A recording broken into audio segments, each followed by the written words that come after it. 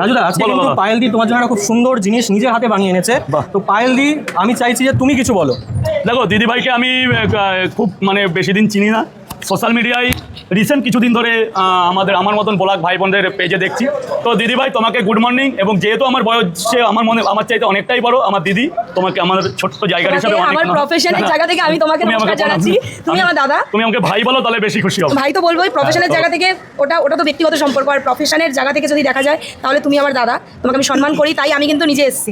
আমি মনে করি কোনো এক জায়গাতে দাঁড়িয়ে কারোর হাত দিয়ে খাবার পাঠানোর থেকে নিজে এসে যদি দিতে পারি, এটা কাউকে সম্মান জানানো। রাজদার হাতে পাঠাতে, কিন্তু কি বলতো খাবারটাই তৃপ্তি হতো না, এটা এখন গিয়ে যতটা তৃপ্তি কোনো পাওয়া জায়গাতে যায়। যে সম্মানটা আমি তোমাকে করছি সেই সম্মানটা হয়তো তোমাকে আমি বোঝাতে পারতাম না।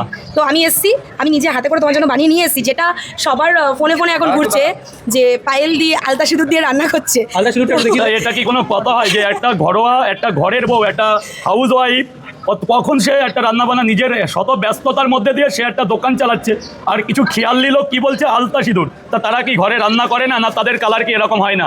তো যারা মন্তব্য করছে দিদিভাই, কোনো মন্তব্যে কান দেবে না। আমি এই মন্তব্য 2.5 বছর ধরে শুনতে শুনতে আমার মাথার চুল পর্যন্ত পড়ে গেছে। তো কোনো ব্যাপার না, একটাই জিনিস, নিজের লক্ষ্যে পৌঁছাতে হবে, মানুষকে ভালোবাসতে হবে। এই যে আমার কাছে আজকে 1001 লোক আসছে, আমি হয়তো কোনো জন্মের একটা পুণ্য করেছিলাম, তাই যে যা পাচ্ছে বলুক না, একদিক মনে করবে, একদিক দিয়ে বলছে তুমি আরো উপরে উঠছো। অবশ্যই আমি এগুলো তোমাকে নিয়ে বলুক, তোমার পরিবারকে নিয়ে বলবে যে আমার পরে হয়তো ব্রহ্ম আসলো, মানে তোমাকে আশীর্বাদ করছে। তুমি একটা জিনিস দেখবে, তুমি এতদিন তো তোমাকে বলতো না, এতদিন আজকে তোমার বয়স তো অনেক, যেই একটা প্রতিষ্ঠান করেছো, যেই 5 জন চিনেছে কেউ বলছে না, যেই ভাইরাল হয়ে গেছে সঙ্গে সঙ্গে আমি একটা সময় এই পরোটাটার ব্যবসাটা, আজকে আমার বাবাও এখানে এসছে, আমাদের 30 বছর পুরনো। তো যারা মন্তব্য করছে তারা অনেকে জন্ম নেয়নি, আমার জন্মের আগেই পরোটার বিজনেস, আর ঘুমাই পরোটা গেছে 40 বছর আগে। আমরা 4টে লোক কত কষ্ট করে বানাই, তারপর লোকে বলছে কিনিস, হ্যাঁ রে বাবা কিনি, তোরা যেটা বলবি তাতেই আমি খুশি, একদম তাতেই আমার কাছে ব্রহ্মাস্ত্র। তা তুমি এত কষ্ট করে আজকে খাবার নিয়ে এসো, আমার হাতে একটু টাইম। এই বিষয়ে দাদা আমার একটা কথা বলার আছে, এই যে বলছে লোকে কিনে তুমি নিয়ে আসো, আমিও ধরে নিলাম হ্যাঁ তুমি কিনে নিচ্ছ, কিন্তু যারা বলছে তারা কি আমাদের জায়গায় এসে দাঁড়িয়ে এই স্ট্রাগলটা করে দেখাতে পারবে?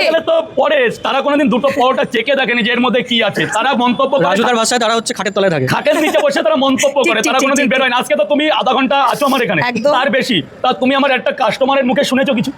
মন্তব্য তোমাকে কে করবে?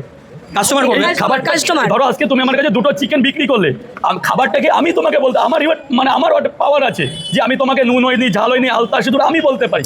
কিছু অজানা লোক এগুলোকে আমাদের ব্যবসার বিভ্রান্ত করে।